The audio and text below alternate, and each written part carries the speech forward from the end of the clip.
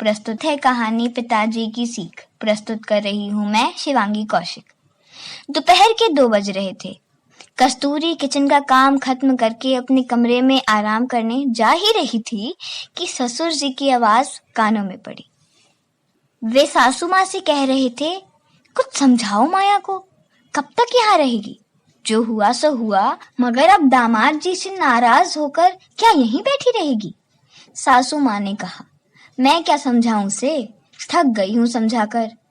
पर मेरी सुनता कौन है यहाँ? आप ही की बेटी है, आप ही पर गई है गुस्सा और जिद में। मैं तो उसके आगे हार मानती हूँ जी। अब आप ही समझाओ अपनी बेटी को। सासू माँ बेहद उदास हो गई। ससुर जी भी बेमन से बिस्तर पर लेट गए। कस्तूरी दरवाजे की ओर से सारी बातें सुन रही थी। वह भी दिन भर की थकी अपने कमरे में आकर बिस्तर पर लेट गई।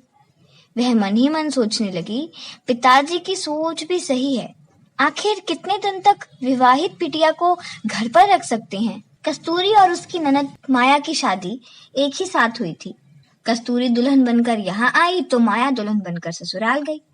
कस्तूरी एक मध्यम वर्गीय परिवार की शिक्षित, संस्कारी और शांत लड़की थी, जबकि माया रईस परिवार की शिक्षित, संस्कारी और गुस्सैल लड़की थी। कस्तूरी ससुराल में सबसे अच्छे से घुल मिल गई, जबकि माया ससुराल के रहन सहन में खुद को ढाल नहीं पा रही थी।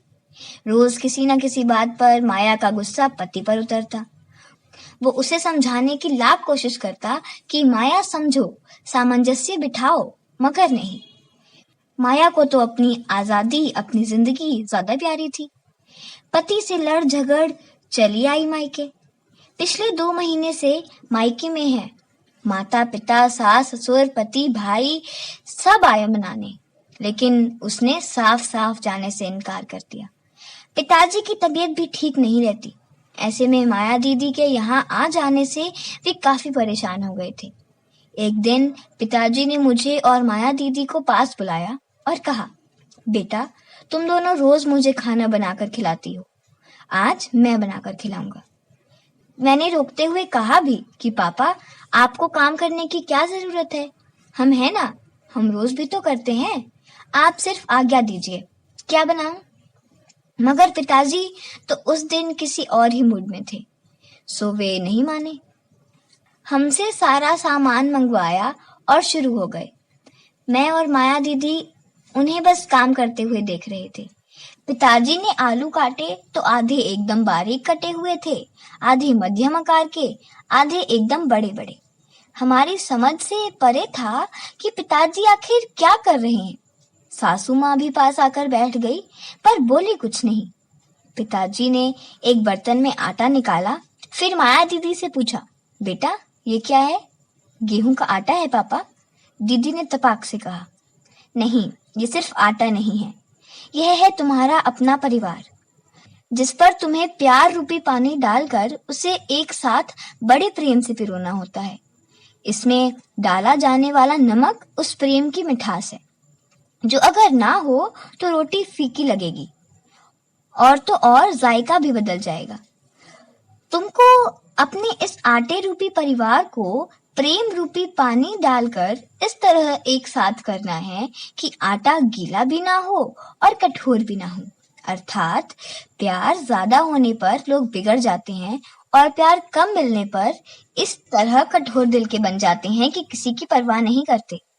दोनों ही परिस्थितियों में अच्छी रोटी नहीं बनती। अच्छी रोटी बनाने के लिए आटे को नरम गूंथना होता है, यानी नरम व्यवहार से परिवार एक बनता है। अब देखो, इसकी छोटी छोटी लोइयां बनाते हैं और उसे बेलकर तवे पर सेकते हैं। ये छोटी छोटी लोइयां हैं तुम्हारे घर के हर एक सदस्य, जिनको तुम्हें ही बड़े प्यार से आकार देना है, अर्थात बेलना है और इसके बाद इसे तवे पर सेकना है। पिताजी ने 3 रोटियां सेकी। एक तो तवा ज्यादा गर्म होने के कारण जल गई थी, दूसरी ठंडी होने से कच्ची रह गई थी, तो तीसरी बहुत अच्छी सिकी हुई फुल्का बनी थी। उन्होंने बेलना जारी रखा। जैसे तुम दोनों ने देखा कि ज्यादा आंच पर रोटी जल गई, कम पर कच्ची रह गई और मध्यम पर बहुत ही अच्छी बनी। यही बात तो जीवन में भी है मेरी बच्चियों। अगर हम हर बात पर गुस्सा करेंगे तो रिश्ते भी इसी जली रोटी की तरह जल जाएंगे। रिश्ते पर ध्यान नहीं देंगे या प्रेम नहीं करेंगे तो रिश्ते कच्ची रोटी की तरह हो जाएंगे। लेकिन अगर हम इन्हीं रिश्तों को प्रेम से, समझ से, गुस्से से सामंजस्य बिठाकर चलाएंगे ना, तो रिश्ते भी बने रहेंगे और मिठास भी, बिल्कुल इस फुल्का रोटी की तरह। याद रखो कि तुम्हें रोटियां भी सेकनी है, उन्हें जलने भी नहीं देना है और अपनी उंगलियां भी बचानी है।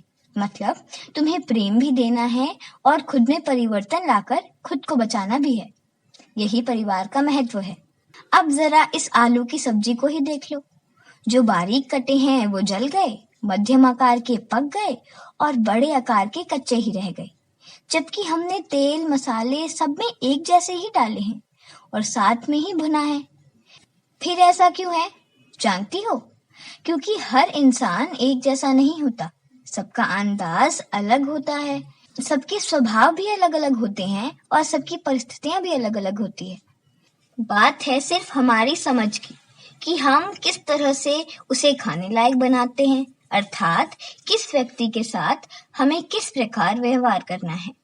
इतना सब बोल पिताजी ने बड़े प्रेम से दीदी के सर पर हाथ रखकर कहा, बेटा तुम मेरी दुश्मन नहीं हो, इस घर की शान हो। जब तक चाहो रह सकती हो, मगर गलती तुम्हारी है। दामाद जी तो हर समय तुम्हें समझाते हैं।